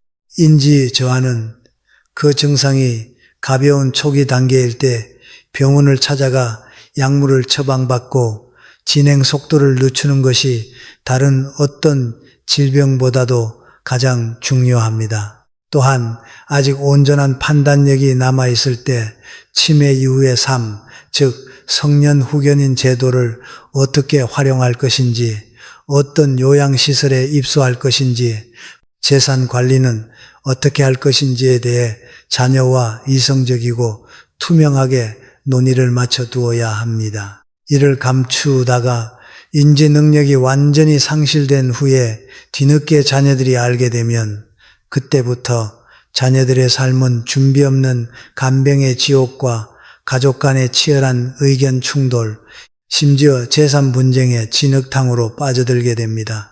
나의 기억이 희미해져 가는 것을 고백하는 것은 몹시 비참하지만 그 투명한 진실의 공유만이 가족의 미래를 지켜내는 가장 든든한 동아줄이 됩니다. 결론적으로 지혜로운 거짓말과 비겁한 침묵을 가르는 기준은 명확합니다. 내 안의 섭섭함, 우울함, 사소한 통증 등 부모인 내가 속으로 사귀고 견뎌낼 수 있는 감정과 일상의 무게는 거짓말이라는 아름다운 포장지로 덮어 자녀를 보호해야 합니다. 하지만 나의 병이나 경제적 몰락이 자녀의 미래 삶의 기반을 흔들거나 자녀가 마땅히 해야 할 도리의 기회를 박탈하는 구조적 위기라면 그 어떤 수치심도 버리고 철저하게 진실을 드러내야 합니다. 이렇게 치밀하고 냉정한 경계선을 세울 줄 아는 부모만이 진정으로 자녀의 영혼과 가정을 지키는 위대한 파수꾼이라 할 수 있습니다. 이제 우리는 지혜로운 거짓말의 5가지 내용과 결코 넘어서는 안 될 진실의 경계선까지 모두 살펴보았습니다. 그렇다면 지식과 깨달음을 넘어서 일상의 대화 속에서 우리는 구체적으로 어떻게 말의 습관을 바꾸어야 할까요? 다음 장에서는 우리가 당장 내일부터 자녀와 통화하거나 만났을 때 바로 적용할 수 있는 생생한 실전 대화법과 소통의 기술 5가지를 정리해 드리겠습니다. 지금까지 우리는 자녀 앞에서 지혜롭게 감추어야 할 5가지 거짓말과 반드시 알려야 할 진실의 경계선에 대해 철학적이고 심리적인 층위에서 깊이 있게 살펴보았습니다. 이제 우리의 시선을 조금 더 현실적이고 일상적인 삶의 풍경으로 돌려보겠습니다. 아무리 머리로는 자녀에게 짐이 되지 말아야지, 서운함을 감춰야지 하고 굳게 다짐하더라도 막상 자녀의 전화를 받거나 명절에 얼굴을 마주하면 나도 모르게 하소연이 튀어나오고 섭섭한 마음이 표정으로 새어나오기 마련입니다. 그러기에 영혼의 다짐을 현실의 습관으로 정착시키기 위해서는 구체적이고 실천적인 행동 지침이 필요합니다. 오늘부터 당장 자녀와의 대화에서 적용할 수 있는 품격 있는 부모를 위한 실전 소통의 기술 5원칙을 소개합니다. 첫 번째 원칙은 1분 멈춤의 법칙, The 1 Minute Pause입니다.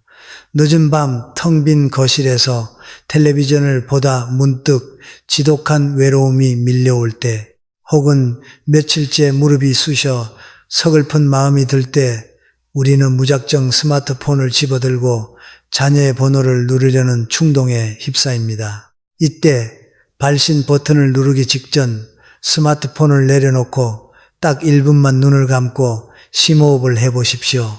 그리고 내면을 향해 이렇게 질문을 던져보는 것입니다. 내가 지금 전화를 거는 이 충동은 순수하게 자녀의 안부가 궁금해서인가? 아니면 내 안의 외로움과 고통을 자녀에게 배설하고 싶어서인가? 만약 그 답이 후자라면 단호하게 전화를 내려놓아야 합니다.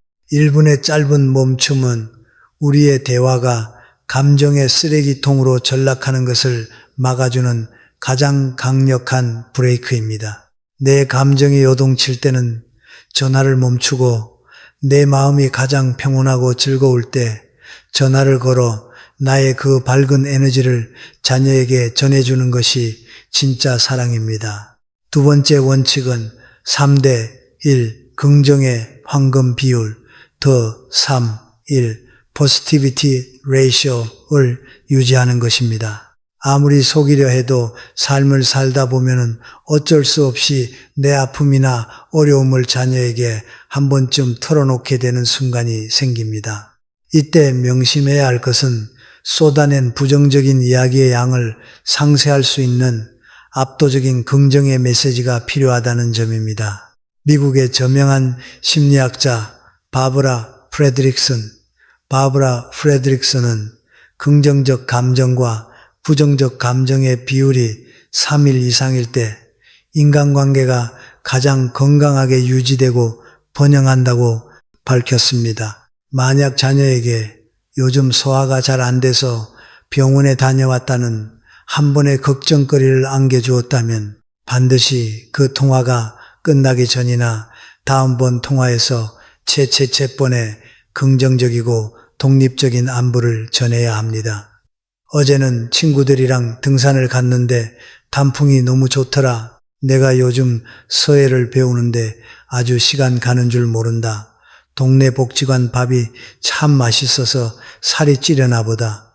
같은 발랄한 소식들 말입니다. 이 풍성한 긍정의 메시지야말로 자녀의 마음에 쌓인 불안을 깨끗하게 씻어내는 해독제로 작용합니다. 세 번째 원칙은 말을 앞서는 언행일치의 시각적 안도감, visual relief through action을 제공하는 것입니다. 앞서 여러 번 강조했듯 나는 건강하다, 나는 돈 걱정 없다는 부모의 거짓말은 허세로 끝나서는 안 됩니다. 심리학에서는 인간이 타인의 말을 믿을 때 언어적 내용보다 비언어적이고 시각적인 태도를 70% 이상 더 신뢰한다고 합니다. 명절에 자녀가 집에 왔을 때 나는 안 아프다고 말하면서 소파에 기운 없이 늘어져만 있다면 자녀는 결코 부모의 말을 믿지 않습니다. 평소 집안을 깔끔하게 정돈해 두고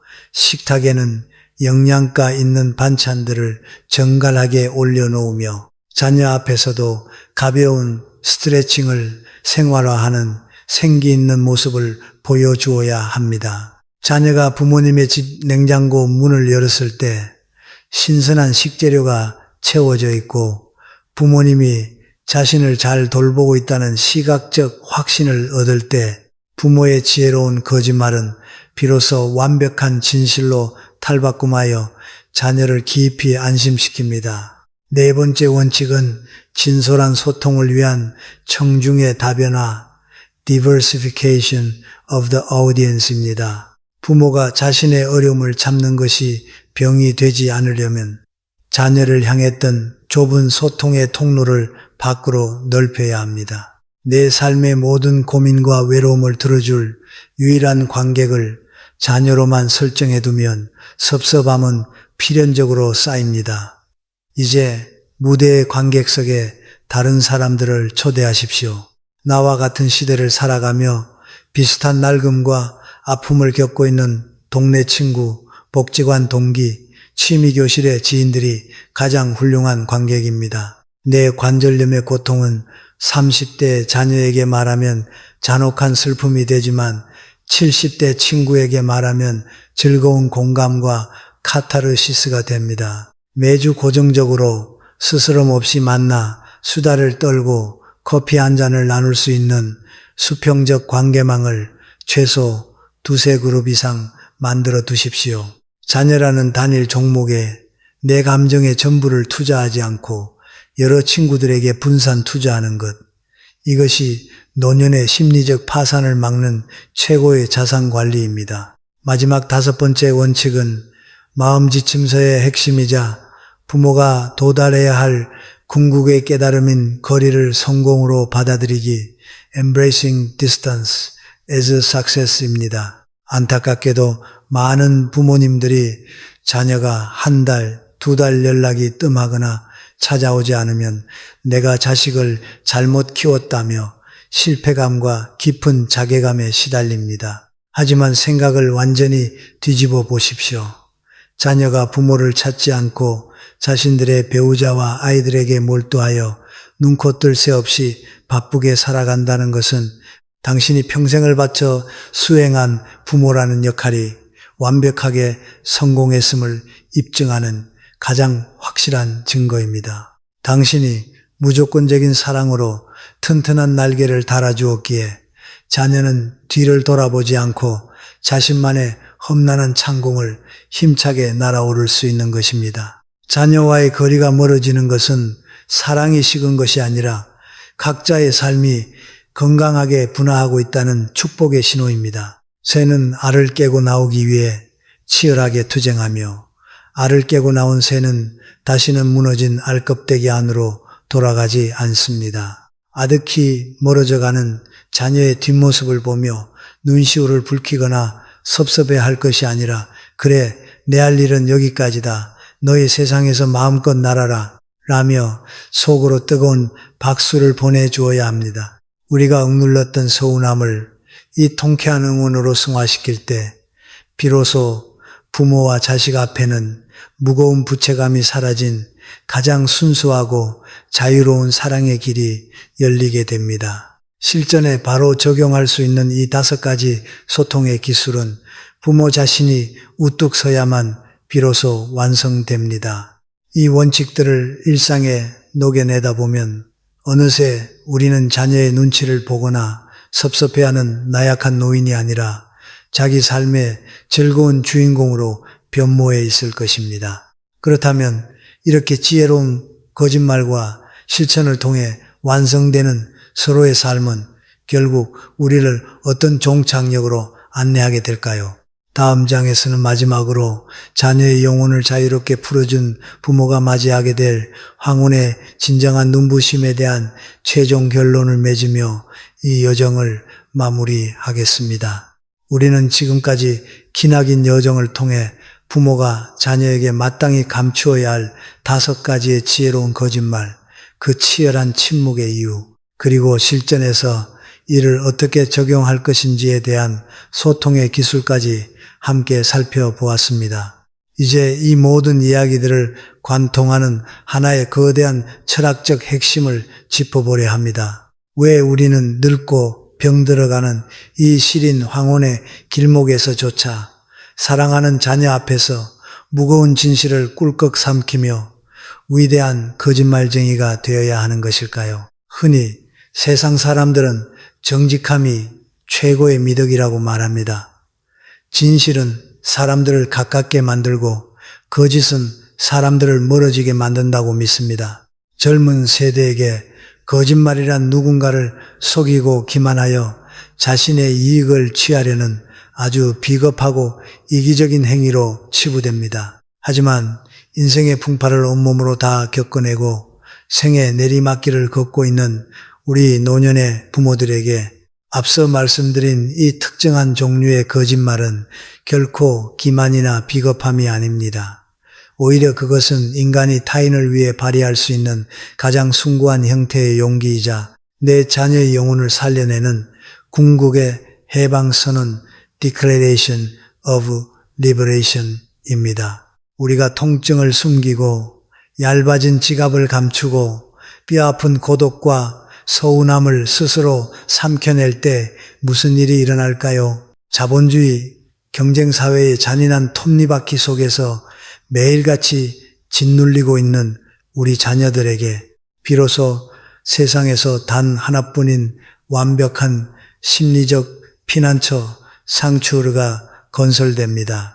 자녀들은 밖으로 나가면 직장 상사의 무리한 요구에 시달려야 하고 거래처의 날카로운 평가를 견뎌야 하며 집으로 돌아오면 커가는 아이들을 뒷바라지하느라 단 1분의 쉴 틈조차 허락받지 못합니다. 세상의 모든 사람들이, 세상의 모든 공간이 우리 자녀들에게 무언가를 요구하고 증명하기를 압박하고 있습니다. 그런 자녀가 기진맥진하여 부모에게 전화를 걸었을 때 혹은 명절에 지친 얼굴로 본가에 들어섰을 때 나는 하나도 안 아프다.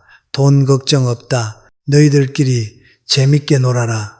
나는 내 친구들이랑 잘 놀고 있다는 부모의 이 대범한 거짓말은 그야말로 기적을 일으킵니다. 그 순간 부모의 집은 세상에서 유일하게 나에게 아무것도 요구하지 않는 곳, 내가 어떠한 쓸모를 증명하지 않아도 되는 완벽한 무중력의 공간으로 변모합니다. 부모의 단단한 거짓말과 의도된 침묵은 자녀의 어깨를 짓누르던 책임감이라는 무서운 바위를 산산조각 내어줍니다. 부모님이 당신 스스로의 삶을 안전하게 통제하고 있다는 안도감 속에서 자녀는 비로소 거칠게 몰아쉬던 숨을 고르고 자신의 삶을 다시 일으켜 세울 에너지를 회복하게 됩니다. 독일의 시인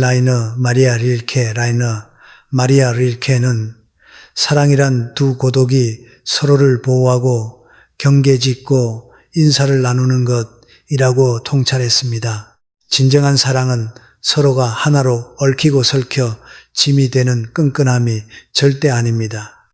진정한 부모의 사랑은 거대한 고목나무가 되는 것입니다. 뿌리를 보이지 않는 땅속 가장 깊은 곳까지 악착같이 내려 스스로의 생명수를 길어 올리는 단단한 나무 말입니다. 그 고목은 결코 자신의 가지 위에 앉아 쉬고 있는 작은 새들에게 징징대거나 흔들리지 않습니다. 그저 묵묵히 폭풍우를 견뎌내며 시원한 그늘을 내어줄 뿐입니다. 아프지만 아프지 않다 말하고 외롭지만 외롭지 않다. 웃어 보이는 우리의 위대한 거짓말이 바로 그 단단한 뿌리입니다. 우리는 자녀를 낳아 기르며 우리의 젊음과 청춘을 기꺼이 다 내어주었습니다. 아이가 기어다니다 처음 두 발로 일어섰을 때 우리는 우주를 얻은 듯 환호했고 그 아이가 학교에 가고 사회에 나가 번듯한 어른이 되었을 때 남몰래 눈물을 훔치며 감사했습니다. 우리가 바라던 유일한 소망은 단 하나, 내 아이가 이 거친 세상에서 날개가 꺾이지 않고 환하게 웃으며 잘 살아가는 것 아니었습니까? 그렇다면 생의 마지막 챕터에 와서 우리가 흔들려서는 안 됩니다. 우리의 늙어감과 질병, 그로 인한 두려움과 결핍이 자녀의 발목을 잡는 사슬이 되게 해서는 안 됩니다. 내가 내 아픔을 쏟아냄으로써 당장 내 속은 조금 시원해질지 모르나 그 대가로 내 자녀의 찬란한 인생에 그늘이 지는 것을 과연 어떤 부모가 눈뜨고 바라볼 수 있겠습니까? 자녀를 향한 이 위대한 해방선언은 결국 돌고 돌아 가장 아름다운 열매가 되어 부모 자신에게 돌아옵니다. 의무감과 죄책감의 굴레에서 벗어난 자녀는 더 이상 쫓기는 표정으로 부모를 의무 방어전하듯 방문하지 않습니다. 그들의 빈자리에는 자발적인 그리움과 순수한 사랑이 차오릅니다.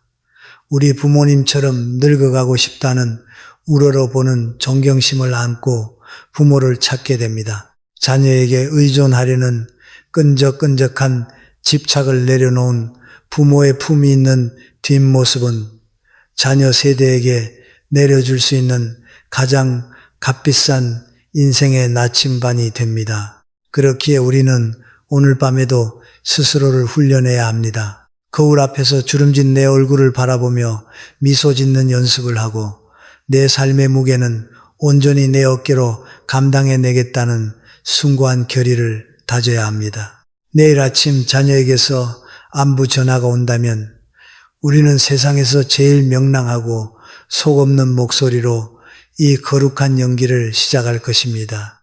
자녀가 무사히 창공을 날아오를 수 있도록 기꺼이 날개 밑에 바람이 되어주는 일. 우리의 지혜로운 거짓말은 우리 자녀들을 살게 하는 가장 강력하고 따뜻한 생명줄입니다. 이제 이 긴 연설의 마지막 종착지입니다.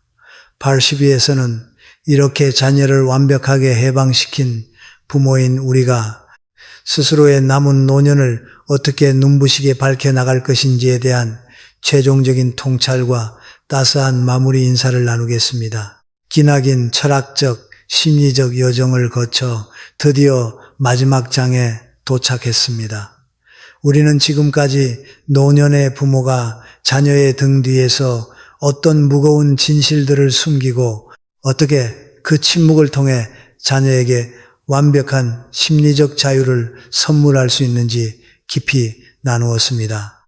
이제 이 모든 이야기의 끝에서 저는 이 영상을 보실 두 세대를 향해 각각의 진심 어린 마지막 당부를 전하고 싶습니다. 먼저 이 땅의 모든 훌륭한 부모님들 그리고 황혼의 길목에서 계신 여러분께 말씀드립니다. 여러분은 정말로 수고하셨습니다. 맨손으로 시작해 치열한 세파를 온몸으로 막아내며 한 생명을 길러내고 독립된 어른으로 세상에 내보낸 당신의 일생은 그 자체로 가장 숭고하고 위대한 예술 작품입니다. 이제 당신의 가장 무겁고도 영광스러웠던 부모로서의 의무는 모두 끝났습니다. 자녀라는 크고 아름다운 배를 성공적으로 바다에 띄워 보냈으니 이제 당신은 부두에 남아 옷을 내리고 당신만의 고요한 휴식을 취할 자격이 충분합니다. 많은 분들이 노년을 상실의 시기라고 부릅니다. 젊음, 직장, 체력, 그리고 품 안의 자식을 떠나보내는 헛헛한 상실 말입니다. 하지만 미국의 시인 헨리 워즈워스, 롱펠로 헨리 워즈워스, 롱펠러는 그의 시에서 노년은 청춘 못지않은 기회이다. 한낮에 찬란한 해가 지고 나면 낮에는 결코 보이지 않던 수만 개의 경이로운 별들이 밤하늘의 모습을 드러내기 때문이다 라고 노래했습니다. 자녀에게서 물리적, 정서적으로 완벽히 독립하여 지혜로운 거짓말의 장막을 쳐주는 순간 당신의 삶에는 낮에는 보이지 않던 수많은 별들이 빛나기 시작할 것입니다. 젊은 시절 챙기지 못했던 나의 취미, 동네 친구들과 나누는 실없는 농담의 즐거움, 따뜻한 봄 햇살 아래 벤치에 앉아 읽는 책, 한 권의 여유, 타인에게 의존하지 않고 홀로 서서 맞이하는 이 온전한 솔리투드 고독야말로 우리 인생이 도달할 수 있는 가장 우아하고 아름다운 황혼의 눈부심입니다. 자녀가 자주 오지 않는다고 섭섭해하실 필요 없습니다.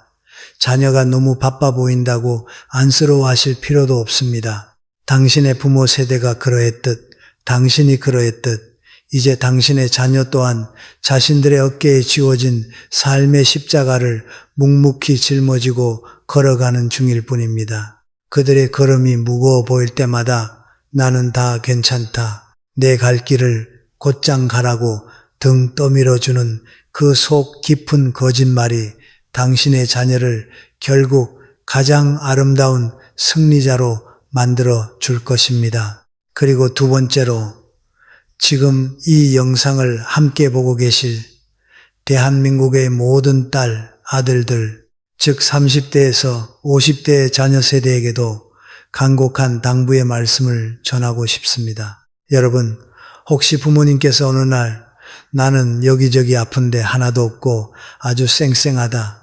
나 쓸 돈은 넘치게 있으니 내 걱정이나 해라. 나는 너희들 안 와도 혼자서 바쁘고 아주 재미있게 잘 놀고 있다고 말씀하신 적이 있습니까? 만약 그렇다면 표면적인 그 말만 곧이곧대로 믿고 다행이네 라며 안도 안 채 부모님의 존재를 일상에서 까맣게 잊어버려서는 안 됩니다. 그 말씀 뒤에 숨겨진 짙고 깊은 사랑의 심연을 들여다보아야 합니다.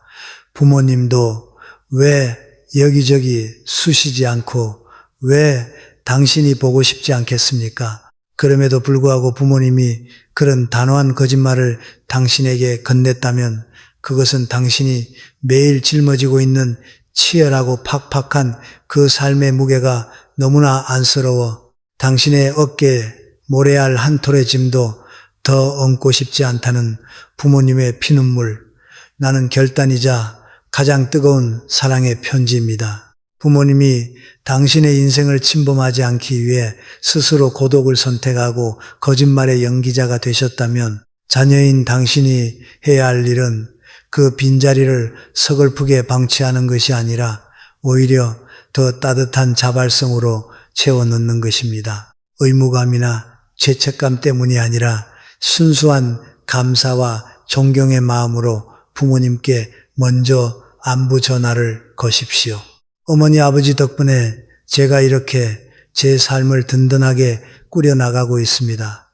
어머니의 철저한 혼내주심과 아버지의 따뜻한 거짓말 덕분에 제 숨통이 트였습니다. 감사합니다. 사랑합니다.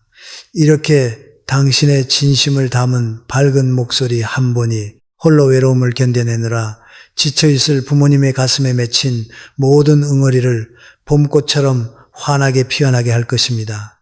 지혜로운 부모의 거짓말 위에서 비로소 자녀의 진실된 감사가 꽃피울 때 부모와 자식의 관계는 이 세상 그 어떤 시련도 끊어낼 수 없는 완벽한 사랑으로 완성됩니다. 가족은 서로에게 짐이 되기 위해 존재하는 것이 아닙니다. 서로가 각자의 자리에서 홀로 섰을 때 비로소 가장 밝게 빛나며 서로를 비춰주는 거울이 됩니다. 이 글을 보시는 모든 분들의 가정에 부담감이라는 무거운 돌덩이는 굴러떨어지고 서로를 향한 가볍고 따뜻한 존중만이 남기를 깊이 기원합니다. 나이가 들어 자녀와 만날수록 우리가 드러내야 할 것들과 지켜내야 할 경계에 대한 오늘의 이야기가 여러분의 남은 생을 더욱 우아하고 눈부시게 밝혀주는 작은 등불이 되었기를 바랍니다. 이것으로 노년의 지혜로운 거짓말에 대한 모든 이야기를 마치겠습니다. 여러분의 아름답고 평온한 황혼을 마음 깊이 응원합니다. 시청해 주셔서 감사합니다. 지금까지 위대한 가르침이었습니다.